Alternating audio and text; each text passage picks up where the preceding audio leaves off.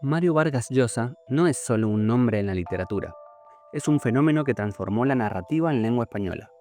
Nacido en Arequipa, Perú, en 1936, su vida ha estado marcada por una vocación literaria que surgió como un acto de resistencia activa. Desde niño fue un lector ávido, pero su camino no fue fácil. Su padre se oponía radicalmente a sus inclinaciones literarias.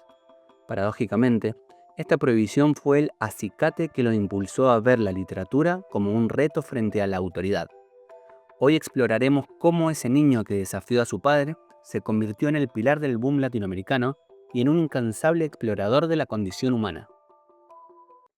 El Leoncio Prado y el despertar de un gigante. La relación de Vargas Llosa con su padre fue turbulenta. Tras creerlo muerto durante años, Mario descubrió a los 9 años que su progenitor estaba vivo.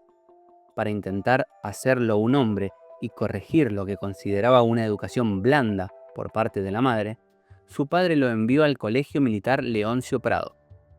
Esta experiencia, lejos de doblegarlo, le proporcionó el material para su primera gran obra, La ciudad y los perros. Escrita cuando apenas superaba los 20 años, esta novela le otorgó una fama inmediata, superando en su momento la trayectoria de otros grandes como García Márquez o Cortázar. Cuando el editor Carlos Barral leyó el manuscrito, supo que estaba ante algo distinto, un autor con una ambición desmedida y una capacidad de trabajo asombrosa. En La ciudad y los perros, Vargas Llosa utiliza el colegio como un microcosmos de la sociedad peruana. La novela presenta una estructura de poder darwinista donde el que se deja se arruina. A través de personajes como el jaguar, el líder, el esclavo, la víctima, y el poeta, el alter ego del autor, Mario denunció la violencia, el machismo y la corrupción de un sistema jerárquico opresivo. La experimentación absoluta, novelas totales. En la década de los 60, Vargas Llosa se propuso crear novelas totales, obras que abarcaran todos los estratos de la realidad. Las dos cumbres de este periodo son La Casa Verde, 1966, y Conversación en la Catedral, 1969. La Casa Verde es un prodigio técnico. Se desarrolla en dos escenarios opuestos, el desierto de Piura y la selva amazónica.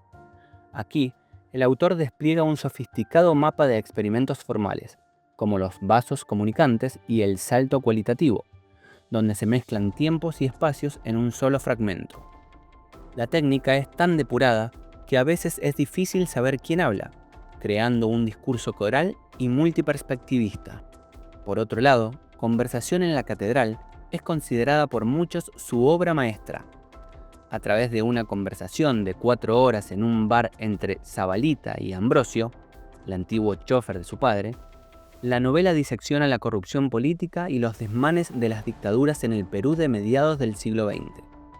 La maestría radica en cómo logra entrelazar múltiples diálogos que ocurren en tiempos distintos de manera simultánea, exigiendo un lector activo que vaya armando el rompecabezas de la historia. Los cachorros, la voz del barrio. En 1967, mientras trabajaba en sus grandes proyectos, publicó una novela corta pero técnica e intensa, Los cachorros. El origen de esta obra fue una noticia real sobre un niño emasculado por un perro en los Andes. Lo fascinante de esta obra es su voz colectiva. Vargas Llosa quería que la historia fuera más cantada que contada. Utiliza un narrador plural que pasa de la primera a la tercera persona del plural en una misma frase. Todavía llevaban pantalón corto ese año, aún no fumábamos. Esta técnica busca captar el bullicio de un grupo de amigos, los cachorros, y cómo el trauma de Cuellar, el protagonista herido por el perro Judas, afecta la identidad de todo el grupo mientras transitan hacia la madurez en una sociedad machista y prejuiciosa. Barcelona y la época dorada del boom. El éxito de Vargas Llosa no se puede entender sin su paso por Barcelona. En 1967 se instaló en el barrio de Sarriá, muy cerca de su gran amigo Gabriel García Márquez. En ese momento, Barcelona se convirtió en el centro neurálgico de la literatura latinoamericana. Fue una época de camaradería sin precedentes. Los autores del boom compartían consejos, leían sus manuscritos antes de publicarlos y mantenían una relación de verdadera hermandad. Mario llegó a escribir un estudio profundo sobre la obra de su amigo, titulado Historia de un deicidio. Sin embargo, este paraíso de amistad terminó abruptamente en 1976, cuando en un cine de México, Vargas Llosa le propinó un puñetazo a García Márquez, un evento que marcó el fin simbólico del boom y sobre el cual ambos guardaron silencio absoluto. De la revolución a la crítica del poder. El compromiso de Vargas Llosa no ha sido solo literario, sino también político. En su juventud, apoyó con entusiasmo la Revolución cubana, viajando a la isla en varias ocasiones como jurado de premios literarios.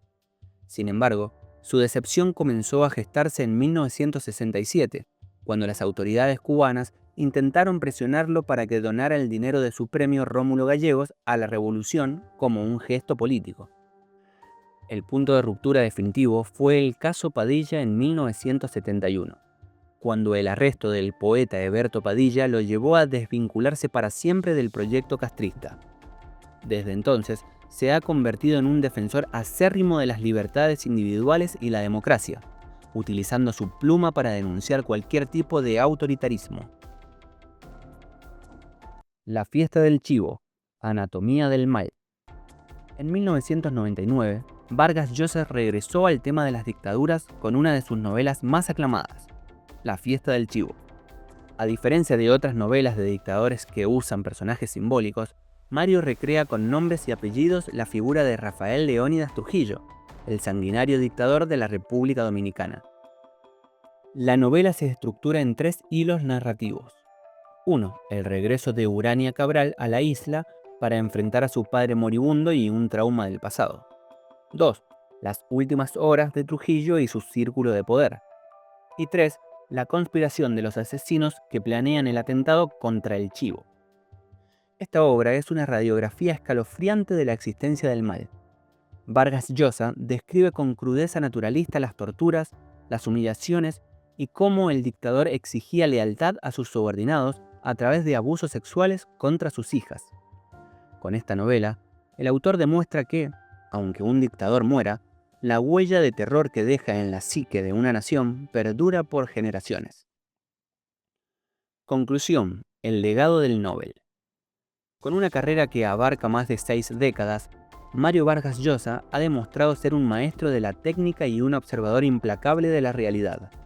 Sus obras no solo buscan entretener, sino provocar, denunciar y comprender las complejidades de sociedades marcadas por la injusticia y la violencia. Desde la fuerza directa de sus primeras historias en Lima, hasta la sofisticación de sus novelas políticas, su legado es el de un escritor que cree que la literatura es un fuego que debe iluminar los rincones más oscuros de la experiencia humana. Como él mismo dijo en su discurso de 1967, la realidad está mal hecha, la vida debe cambiar. Y a través de sus libros, nos ha dado las herramientas para imaginar ese cambio.